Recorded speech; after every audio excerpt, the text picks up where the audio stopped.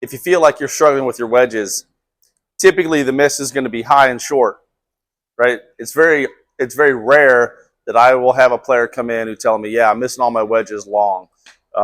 When players struggle with their wedges, typically the miss is high and short. Why is that? That's what we're going to dive into here today. So the key to being an elite wedge player, in my opinion, is controlling the launch angle of the golf ball. How high or how low does that ball launch? That is what the best wedge players in the world are doing on a consistent basis. And what we will find is typically they're launching their wedges below 30 degrees, somewhere in the 25 to 29 range, right around below 30. And when you can start to launch your wedges in a consistent angle, now there's only one other factor, which is speed, right? To control how far that golf ball goes. And one of the big reasons that I will find that players are launching their golf ball too high is a poor setup with the wedge. And on top of that, then, a poor concept behind what it is they're actually trying to do with that wedge. So this is a very common setup that I'll see with a player who is struggling with their wedges. What we'll see is they get their feet extremely too wide for this wedge, shortest club in our bag. Ball position is forward, and shaft lean is very minimal. Okay, so from there, they're going to take this big, massive swing because they have this relationship with this wedge that they understand it's going to be short. So they're going to swing it bigger and faster. And from this position, what they will do unintentionally, but intentionally, because they're trying to swing hard, is they will come through and they will make this shaft almost lean backwards on the way through, which is adding loft, which is going to make the ball launch higher in the air, and we'll see above 40. I see 45 launch all the time with a wedge, and that ball is going to launch really high, and it's going to go not far, right?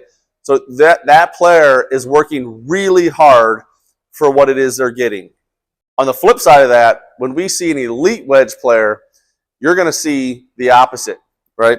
You're going to see in their setup that their feet get much closer together, that the ball position is middle to back, that in the setup, their right ear is going to be on top of the golf ball. And one of the things that will do as a byproduct, when they get their ear on top of the ball, they're getting their pressure and their weight on this lead side, which is creating shaft lean. Now, I've de-lofted that club.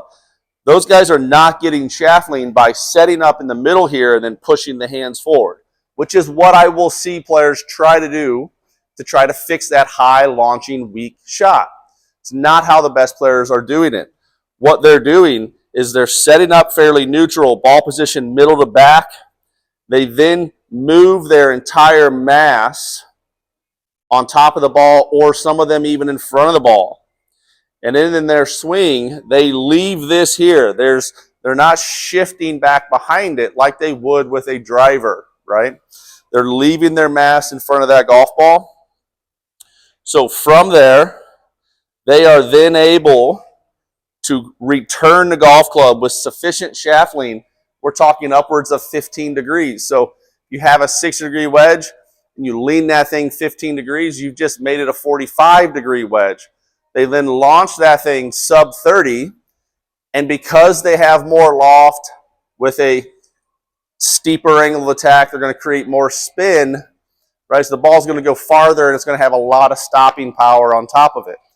A lot of players who will just simply lean the handle forward, they might launch it lower, but it's coming out with no spin, right, because they're too shallow. That ball's going to hit and it's going to keep going. So once again, now that player doesn't know what to do. So the most important part of all of this is to understand that our setup must change when it comes to a wedge. We've got to get our mass on top of the ball or slightly in front with a narrow base. We leave it there, and our objective is to control the launch of this golf ball by controlling the loft of the golf club. We don't want any of this handle moving backward through the strike whatsoever on a standard shot. Okay, so we're going to set up here, ball positions middle to back. Initially, I set up fairly neutral with the handle, with my body. Then I put my weight forward. That moves my mass, everything forward. I'm going to leave it there. That's going to control the launch. It's going to bring the launch down.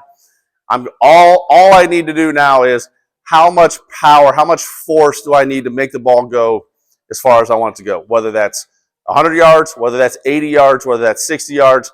Now it's all about, if I can control the launch, it's how much force am I applying here.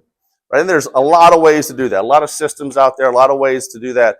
Step one, though, is to learn how to control the launch angle of that golf ball. And I'm here to tell you, this simple setup is going to go a long way for you to control that. So if you like this video, like and subscribe, leave a comment. If there's any videos you would like to see, any questions about anything, please leave those in the comments below. I'll see you soon.